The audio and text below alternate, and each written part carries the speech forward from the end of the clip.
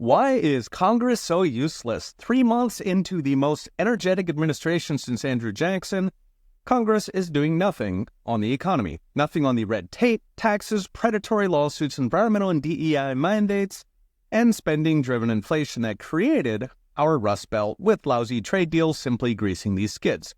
Without this, we will not get that glorious reindustrialization to turn tariff chaos into a national renaissance. Instead, if Congress does not get off its butt, tariffs will become just another tax. Even the border and mass deportations are being funded by ambitious accounting on the part of Donald Trump. Congress has tossed in a measly $500 million for the border, which is chump change in Washington, basically an office party Christmas present.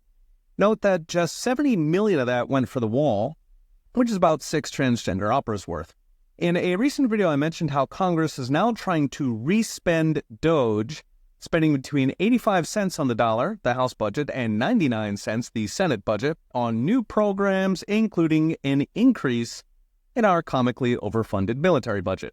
All this with a Republican Congress elected by voters who vociferously support Trump, Elon, and a wholesale gutting of the federal government.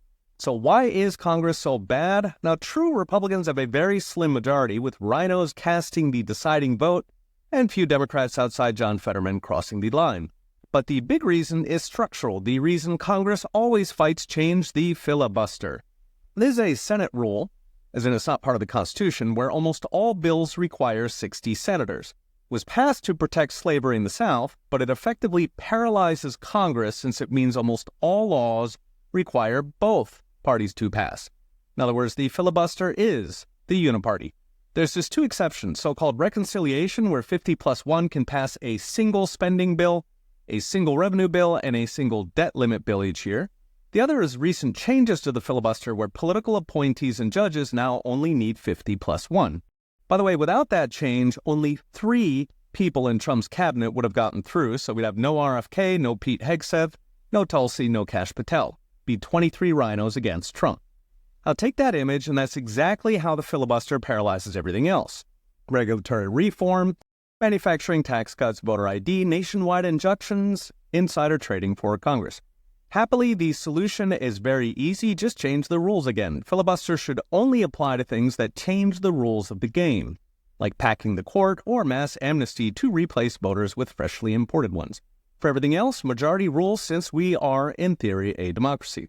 Donald Trump has been arguing this since 2017, calling the filibuster, quote, ridiculous, and, quote, we've got a country to fix, and we're not messing around with 60 votes. So what's next? Brought to you by Unchained.com.